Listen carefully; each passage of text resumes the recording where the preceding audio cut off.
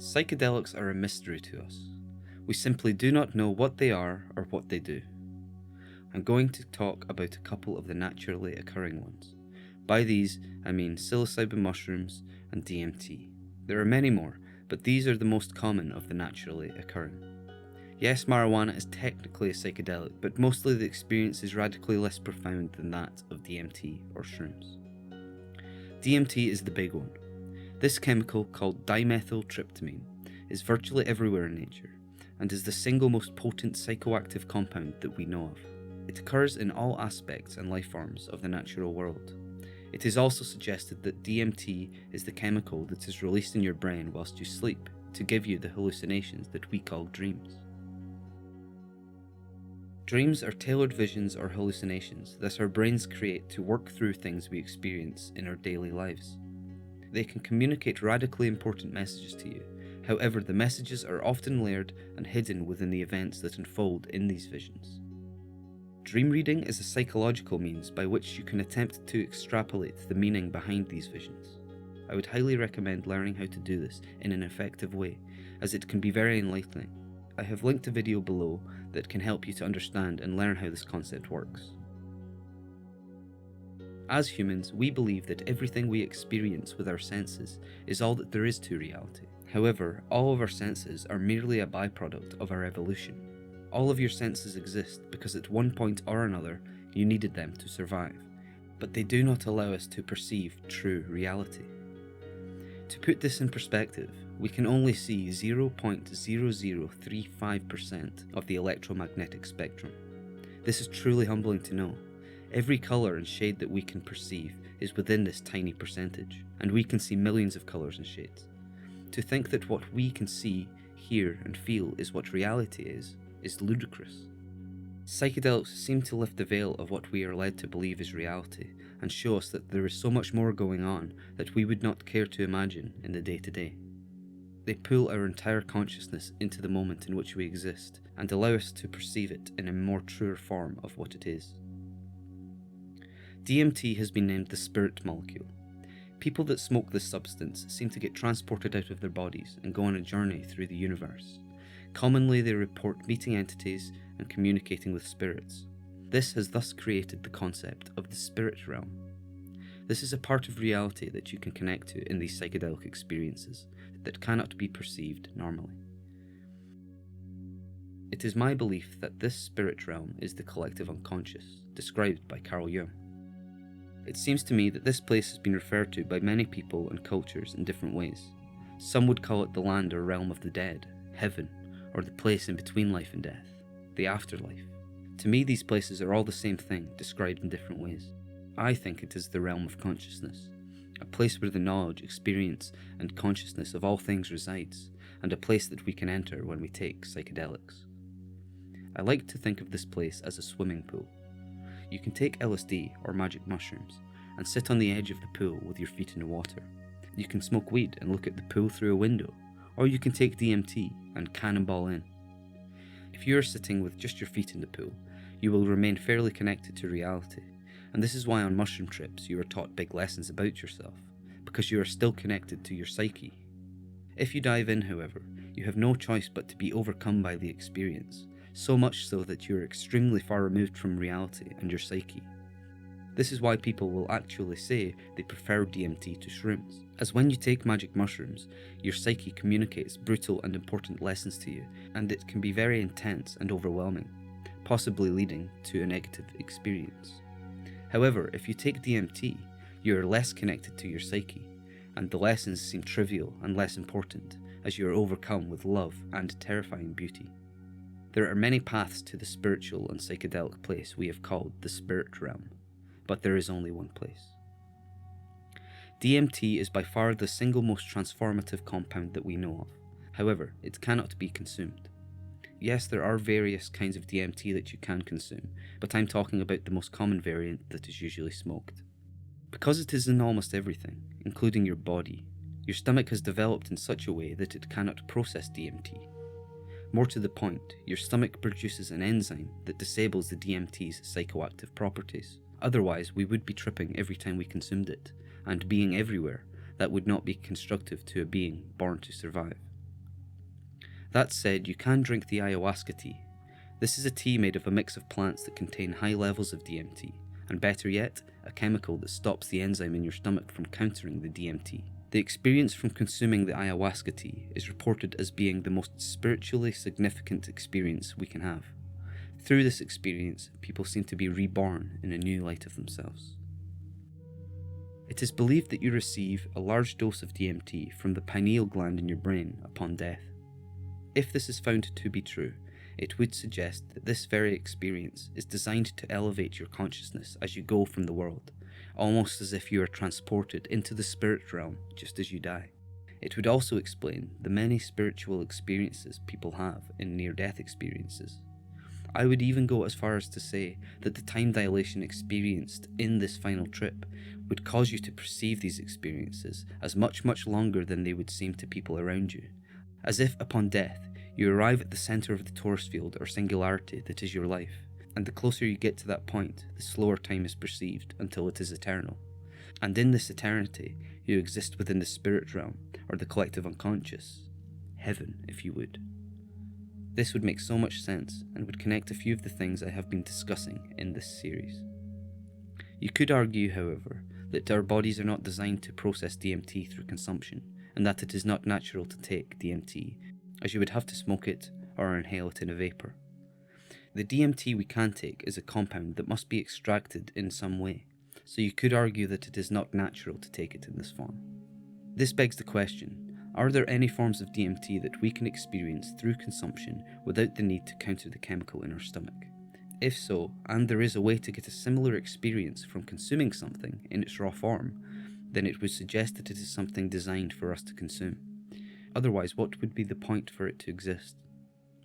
And now we come to the Psilocybin mushroom, more commonly known as magic mushrooms. These fungi are completely safe to eat straight from the ground. You do not need to do anything to them. Simply consuming them is enough, although it is common practice to dry them out first. Taking 5 grams of these dried, equal to about 50 grams wet, will send you on a remarkably similar experience to that of the DMT trip. It will not be anywhere near as strong and pure as the DMT trip, but it will last longer and be relatively profound. The experience will last from 4 to 6 hours, and people report meeting entities and being able to understand themselves in a new and objective light. These mushrooms often seem to teach you brutal lessons about yourself, and it can be rather intense. To me, it is your unconscious mind coming out from the deep. You cannot stop it, and it can be absolutely terrifying if you are not readily prepared for it or willing to confront your dark side or your shadow self. I must say that it is not always so intense, and often the experience is more fun and full of love and peace than anything.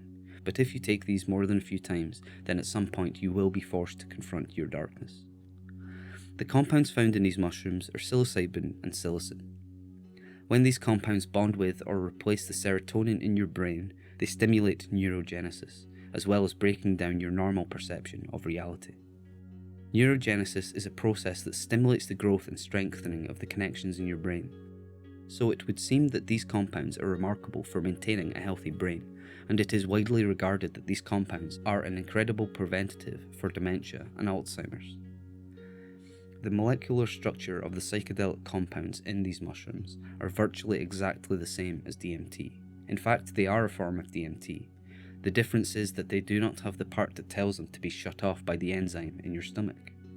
These are the form of DMT that nature has provided us to consume in a completely safe way. The mushrooms are just not as potent as DMT, because DMT is a pure compound, and in the mushrooms there is a lot more than just DMT, almost as if they are a diluted version. Recent studies on these psychoactive mushrooms have shown that they are one of the safest things to consume that produce the results that they do, and have been called a drug in their own class. These things should not be illegal. They literally just pop out of the ground, ready and safe to consume. It makes no sense to make such a prominently natural thing that gives so many benefits to humans illegal. Yes, some people should not take them, as there is a chance that the intensity of the experience can cause psychological issues. The best way to prevent this, however, is to educate people in what these substances are. Making them illegal and just trying to ignore them does not work, as people can still get them and take them. So to educate people in what they are and what they do would be a massive help towards people being able to make educated decisions on what they do and could prevent certain people from taking them.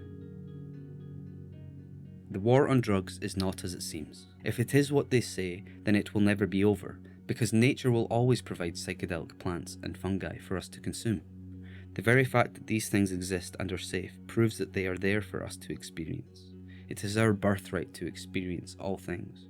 More than that, it is our very purpose to experience all that reality and nature has to offer. Otherwise, what is the actual point of life and experience if you are not free to explore at all? Consciousness is the biggest part of it. It is the single biggest mystery of all, and we are being forced to fear it and look down upon anyone that dares to challenge the limits of their own mind and psyche. This is not a war on drugs. This is a war on consciousness. And the funny thing is, it doesn't even work. It is no harder today to find, grow, or purchase these things than it was before they were illegal. The only thing this so-called war is good for is generating profit by making criminals out of people that want nothing more than to chill out and explore the universe within their minds, to grow and know themselves, to find purpose and meaning in life. Is that not what this is all about? Is the purpose of life not to experience as much as it can? It's about time that we made a stand to protect the gift of existing. There should be no rules and regulations on what we can and cannot do and experience with our own bodies and consciousness. We need to legalize all drugs and create a system of education so that people understand what these things are, so they can make an informed decision on what they want to do and experience, instead of the fear-mongering that currently exists. Every country that has fully legalized all drugs has seen an enormous drop in usage across the board. So you see, when you treat people like adults, they actually act like adults. The illegality of these substances causes people to rebel by taking them, almost in defiance. Once legal and better education of what these substances are is provided, and proper help given to those with addictions, usage actually drops. Yes, things are changing these days. It's kind of ironic to think that the substances we have been told for so long will cause psychological problems are now being used to treat psychological problems. It's also funny that governments will still not stand up and say that these things are fine and can be a lot of fun and can inspire creativity and love. The only thing they will say is that they are good for helping people with problems. They are medicine, and you don't take medicine unless you're ill. Only ill people should take psychedelics. They completely refuse to label these substances with anything other than negativity, albeit arguably less than before. Psychedelics are one of the single most important parts of our history. They have been used as medicines for the mind and soul for as long as humans have lived. Their use can be found in all religious, mythical, and historical stories. We have consumed them for hundreds of thousands of years, and they have only been made illegal and demonized within the last 50 to 60. Nearly all religions make reference to psychedelic experiences, communicating with gods, for example. Many ancient religions worshipped cows. I believe that this is because of the fact that psychedelic mushrooms often grow from the manure of these animals, and they were probably thought of as divine for this. It makes sense. Just look at any religious or spiritually significant place of worship in the world. Look at them. Look at the fractal patterns and designs used in their creation and decoration. These places, in my opinion, were originally built to represent and used for the psychedelic experience. Close your eyes a few hours after consuming upwards of 2 grams of psilocybin mushrooms, and what you will see is the same patterns and geometry that these structures are made to represent. This is where the idea of the kingdom of heaven comes from. I believe that ancient people believed that these psychedelic substances were literally showing them and allowing them to experience what they understood to be the afterlife, or something to that effect. I believe that this was such a significant thing that they then went forth and tried to recreate this spirit realm in reality, to reflect the place of divine significance in material form. This is another way to view the fractal concept of as above, so below. This very idea of creating a kingdom of heaven still exists within our society today. Everyone is trying to create their own little kingdom of heaven. The only difference now is that it is made up of more than just the place we live and the way we decorate it. It is made up of the people we surround ourselves with, the things we choose to watch, or just generally experience. You could say that this is how we are creating our own personal universe. The only problem being that most of us are rather separated from the spiritual side of existence, or have assigned ourselves to another's spiritual beliefs. Nearly all religion was brought to people and imposed on people by conquerors, and used as a framework to control their minds.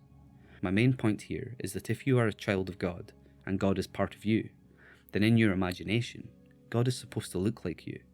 And when you accept a picture of a deity assigned to you by another people, you become the spiritual prisoner of that other people. Psychedelics can be found in many religious stories. Here are a few of the most common and easily understandable. In the Bible, Adam and Eve are told by God not to eat from the tree of knowledge, or they would become like him, gods. Magic mushrooms are the fruiting bodies of mycelium, a highly intelligent and powerful organism that is everywhere in nature, and it just so happens to look like a tree. These mushrooms are the fruit of the tree of knowledge. Moses talks to God through a burning bush. This is obviously the smoking of something to evoke a psychedelic experience. There is a plant actually called the burning bush. Could this have been used in some kind of ayahuasca-style brew to evoke a DMT experience? Soma is a drink used in ancient India, in the Vedic culture. It is written of in the Vedas, in which there are many hymns praising it. It was probably a juice made from a hallucinogenic mountain plant. In the Vedas, Soma is both a sacred drink and also a god. Soma has been sought after by many people, but it remains a mystery. We know it was used as ingredients in it, but the brewing process is still mostly unknown for now. I will say, however, that one of the ingredients used in this brew was ergot, a type of fungus that today we use to synthesize LSD. Ancient Greeks would travel to a distant land where they would consume wine that has been spiced or brewed with various psychedelic ingredients, and they would claim that they would communicate with the goddess. Ancient pharaohs, magicians, and sages all over the world have used psychedelic substances to communicate with the universe for as long as we have known about them. Psychedelic use is found all over the globe throughout all of history. These things are our birthright to experience. Even if you don't want to personally experience them, you must understand that you have absolutely no right to take that freedom from anyone else. No one does. I like to look at these naturally occurring substances as a software update from nature. We have mostly lost touch with our spiritual connection to nature, and so have not been receiving these updates regularly enough. This is causing psychological and maybe even physiological problems with our bodies and minds. Because we have not been receiving these updates, our minds and bodies have resorted to writing their own code, which is not as effective. This is what can cause people to have a bad trip or negative experience with psychedelics. The code they have been using has many errors, and to get the proper update, most of what they have come to know must be shed. This can be by far the most terrifying thing you can experience. However, after the negative has passed, you are reborn with a better perspective and understanding of yourself. The light can only be reached by going through the darkness. This experience is what is called ego death, and it is the most powerful experience. It is not that you must kill your ego. Your ego is a very important part of your psyche. This experience is more a cleansing of your ego, so that it is reborn. You could say it is like a virgin rebirth. Psychedelics have a bad rap, and it's about time we started realizing that they are not what we have been told. They are deeply personal and subjective, granting an extremely profound and spiritually significant experience to all that dare to experiment with them. Take the leap of faith. Nature has provided us with everything we need to survive, develop, and grow. All the answers we seek lie within understanding and communicating with it. We should not be made to feel like criminals for wanting to experience the best and most mysterious parts of reality. It's time to end this pointless war on consciousness and begin a journey to becoming truly free. Psychedelics can help you to feel, see, and understand the love and beauty of nature and the universe. We should accept this love and thrive in it. Thanks for watching, and stay tuned for the next episode.